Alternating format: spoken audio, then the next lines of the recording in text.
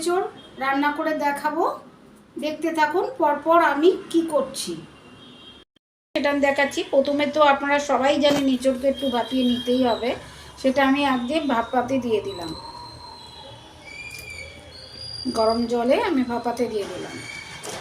আর দই এঁচোড়ে খুব একটা আলু চলে না, আমি একটু দিলাম, সামান্য একটু দিচ্ছি, একসাথেই আমি ভাপিয়ে নেবো। ওটা দিয়ে আমি কষাবো, একটু হলুদ একটু নুন দিয়ে দেবো।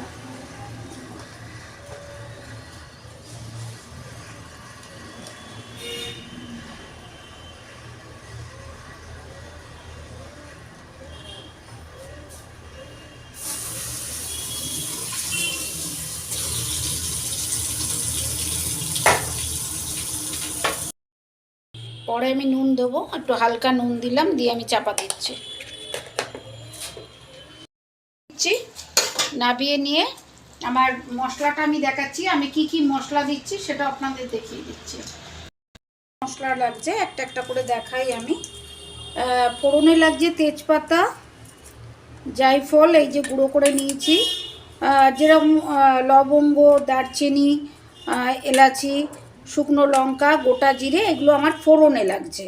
এবার বাদবাকি যে মশলা দেবো সেটা হচ্ছে ধনে গুঁড়ো, জিরে গুঁড়ো, আদা, পেঁয়াজ, রসুন পেস্ট সব দিয়ে ওটাকে কষাতে থাকবো।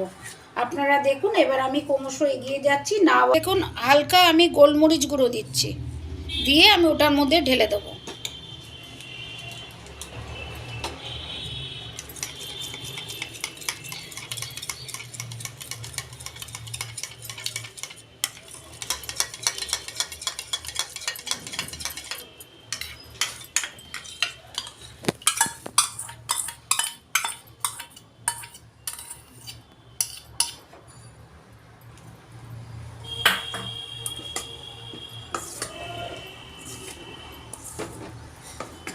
আর পরিমাণটা আমি 500-র মধ্যেই রেখেছি, বেশি করিনি।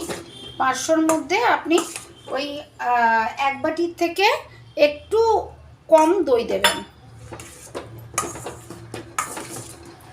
দেখে নিন, এই দই দিয়ে আমি একটুখানি মাখিয়ে রাখলাম। এবার ফোড়নে চলে যাচ্ছি।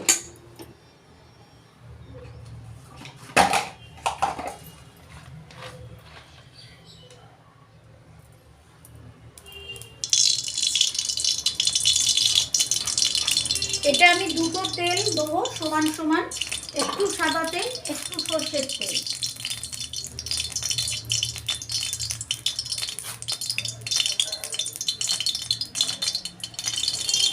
তেলটা যে যেরকম খান সেইভাবে রান্না করবেন। আমি একটু এইটার মধ্যে একটুখানি তেল সেরকমভাবে না পড়লে আমার ভালো লাগে না, সেই হিসাবে দিলাম।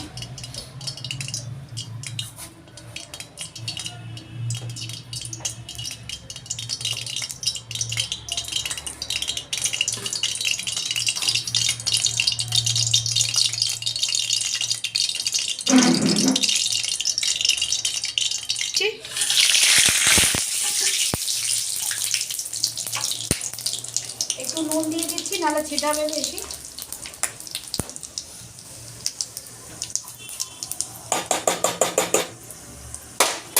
এটা পুরোটাই ঢেলে দেবো, যেহেতু ছেটাবে আমি একসাথে দিয়ে দেখুন বন্ধ করে দিচ্ছি এটাকে।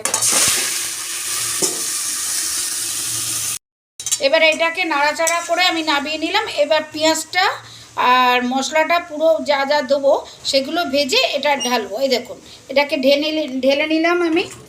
এবার আরেকটু তেল লাগবে আমার।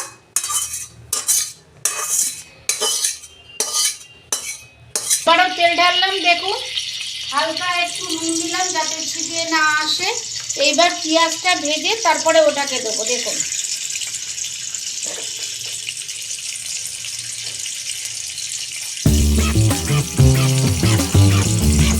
এখন এই হচ্ছে আমার পেঁয়াজ, আমি এবার ঢেলে দিলাম তেলে। এবার এটা ভাজতে থাকবে।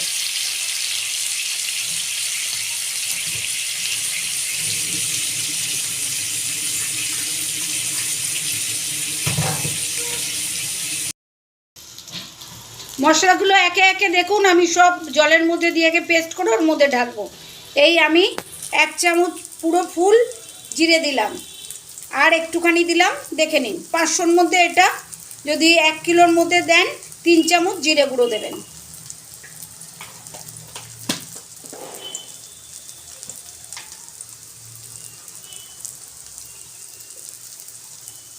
1 চামচ পুরো হলুদ গুঁড়ো দিলাম।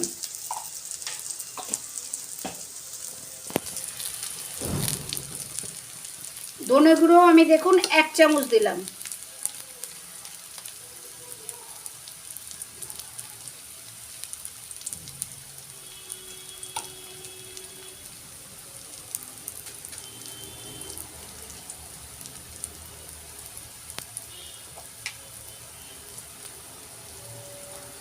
লঙ্কা গুঁড়ো দিলাম দেখুন 1 চামচ, আর একটুখানি দেবো, আমরা একটু ঝাল খেতে ভালোবাসি তার জন্য দিলাম।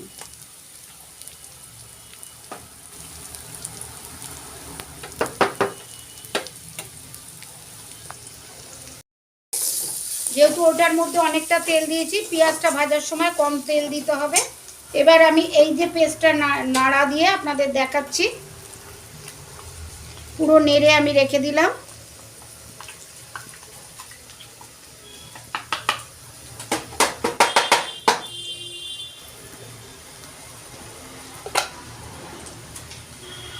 এবার আমি এখানে দিয়ে দেবো একটু আদা পেস্ট, দেখুন এই 1 চামচ, আর একটু দিতে লাগবে, এটা এই 1.5 চামচের মতো আপনারা আদাটা দিয়ে দেবেন।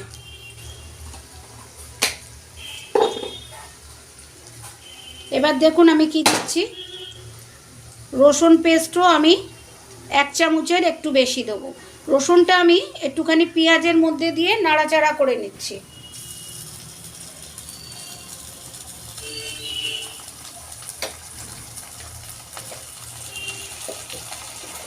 আর তার সঙ্গে দিচ্ছি কলা, বের করুন দেখে নিন, কলা বেরিয়ে গেছে, এরকম কড়াইশুঁটি পেঁয়াজের সঙ্গে একটু ভেজে নিচ্ছি।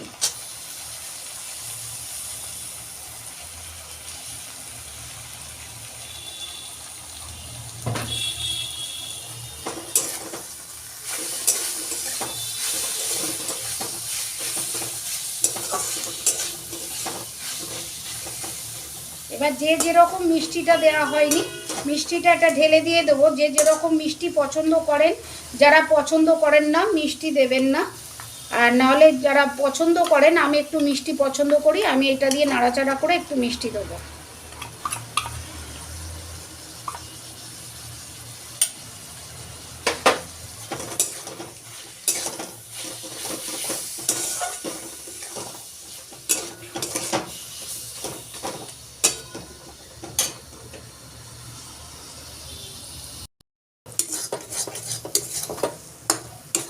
দেখুন মশলাটা ভাজা ভাজা হয়ে এসছে।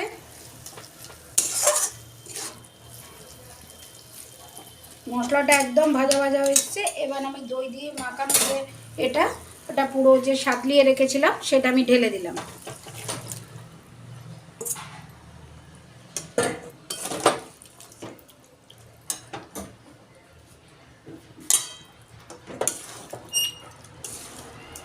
এতক্ষণ আমি সিমে আঁচে রান্না করছিলাম, আঁচটা বাড়ালাম।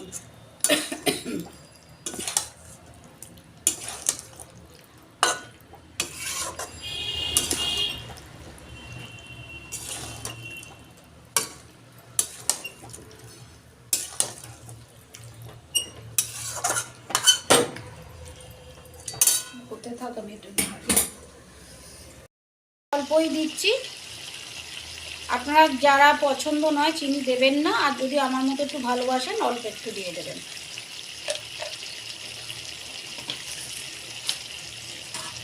এবার আমি নুন দিচ্ছি, এটা হয়ে এসছে। ঘি আর গরম মশলা দিয়ে আমি নামাবো। আগে একটু নুন দিয়েছিলাম, তার জন্য অল্প একটু নুন দিচ্ছি।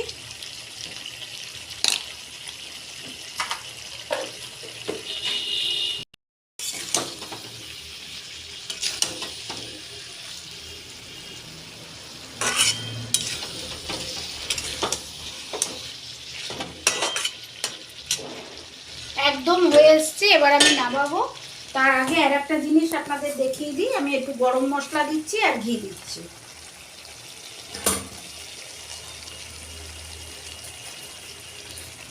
পুরোনোই তো যেরকম দারচিনি দিয়েছি, এটা একটু গুঁড়ো গরম মশলা দিলাম, দেখুন।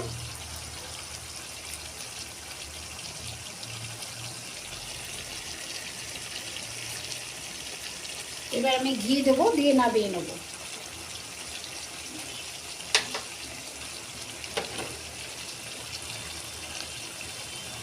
এই 1 চামচ মতো ঘিটা দিলাম। আপনাদের 1 কিলোতে 2 চামচ দিয়ে দেবেন।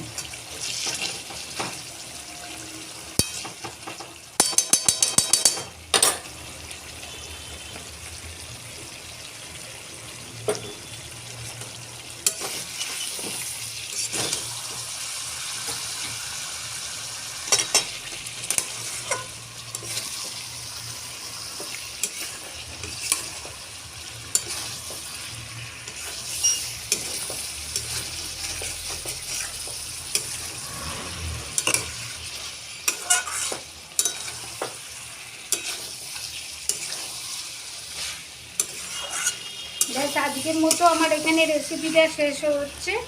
আপনারা খেয়ে আমাকে জানাবেন। আমি এবার একটু নাবিয়ে দেখাই আমার এটা রান্নাটা কমপ্লিট। আপনাদের দেখাচ্ছি, আপনারাও তৈরি করুন, এইভাবে করে খেয়ে দেখে আমাকে জানাবেন অতি অবশ্যই। যদি ভালো হয় লাইক কমেন্টস করবেন, জানাবেন, বেল বোতামটা টিপবেন। পরের নেক্সট যাতে আপনারা আমার রান্নাটা পান তার জন্য বেল বোতামটা প্রেস করবেন।